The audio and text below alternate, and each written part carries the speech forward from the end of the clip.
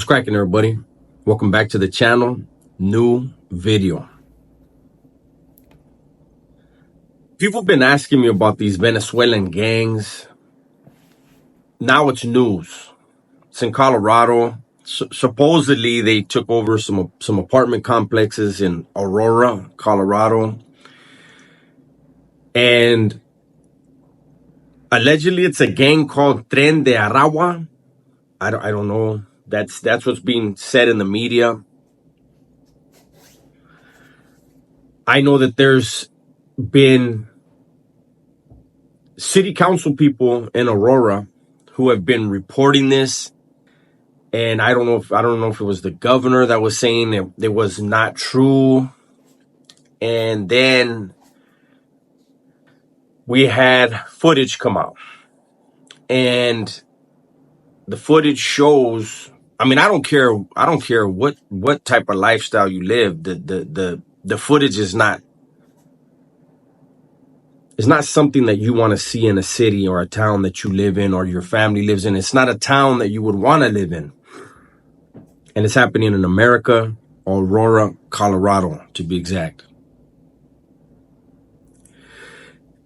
You know, I know this is going to be controversial, but years back, Donald Trump had said that there are people coming through Mexico.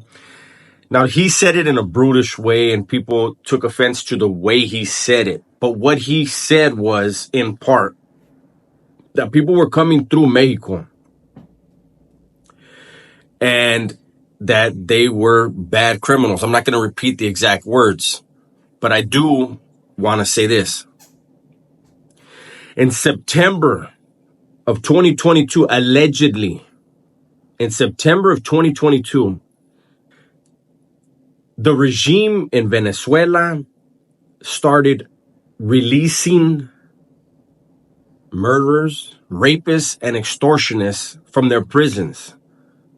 They released them early and encouraged them to get on the caravans entering Mexico and the United States. So we won't dwell too much on what Trump said, but what's important is this: we know that they're here. We know that things are happening, that, you know, people are asking me if they come into Southern California or they come into California, period, will they be able to do what they're doing? And my answer is this: they will not be able to go into a barrio and take over buildings like that, push people out. They wouldn't be able to set up shop. They're going where they can set up shop. These people, it seems as though they're organized. They know what they're doing. I'm going to put some clips, and you see the one of the headlines, they're talking about that this gang, Tren de Aragua, is MS-13 on steroids. That right there is scare speech. You know, we've heard of MS and, you know, things that have happened with them, and they became a target for the government because they're everywhere. They're all over the United States. They're all over Mexico, El Salvador, a lot of different places, and they have committed some brutal crimes.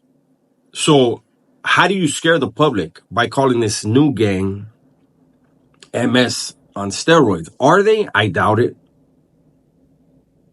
Like I said, I'm going to show you some videos. You know, I have this video where it seems like they're entering an apartment, but the people in the apartment opened the door. There was no I don't know. I don't know what I'm seeing on these videos, but what I do know is that I'm seeing these dudes strapped up,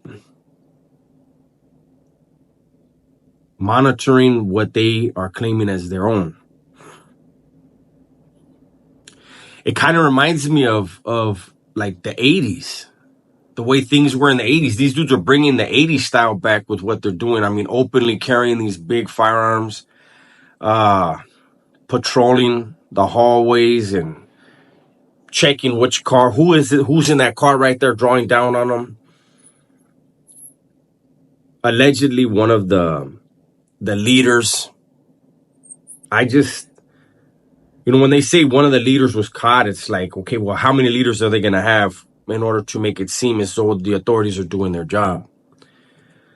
I get they want to reassure the public, so they're going to probably call a few people the leaders. But allegedly, one of the leaders was caught for a murder. Good. Okay, so you got him off the streets, but can we at some point stop and say the open border is a serious problem? Like, anyone who thinks that only gang members from Venezuela came through, you're fooling yourself. There are terrorists who have come through, and they're not going to do what these guys, they're not going to be doing high profile stuff. They're under strict order. Dig in and blend in. And when we have city council people complaining that they need help, that there are armed gang members taking over apartment complexes in a place like Aurora, Colorado, and the governor is saying they're lying, it's not true. And what are they going to say when people start saying there's terrorists? Because the terrorists, like I said, they're not going to try to take over buildings. They're just going to blend in. I think this open border policy needs to stop, man. These Venezuelans, there's not enough of them, I don't think, for it to last very long if the authorities crack down the way they can. I just wonder if they don't want to because it's a bad look for the administration that they want to support. That they would rather put a Band-Aid on it and then, if Trump wins in this upcoming election, blame everything on Trump. We need to get politics out of it. And we need to just understand that we are Americans. These are our cities, man. We want our cities safe. We want our loved ones safe. And we want our family safe. And we can start that by shutting the border down. Streamlining the process. Making sure we know who's coming across and that they have good intentions. We can't have this where certain people have to wait longer because other people's countries are at war. That's the failure of their government and their rival government in communicating. They failed to communicate. There was a breakdown in communication and a war broke out. It shouldn't mean that they get to jump the line. They can wait in refugee camps in whatever country they had to go to and go through the process as slowly or as quickly as everyone else. We can start there. But we really need to stop allowing people to come across that we don't know who they are and we don't know what their intentions are. For some people, they're going to have a problem with what I'm saying, what my stance is, and that's fine. At the end of the day, my stance is this. We need to be safe. We deserve to be safe. We pay taxes. We work hard to live where we live and to be safe. Our taxes go to the police, to the military, to the government, and they should be doing their jobs. They're collecting the money. If you're going to collect the money, then do the jobs that you're supposed to do, the jobs that are needed in order to keep us safe, to keep our families safe, to keep our community safe.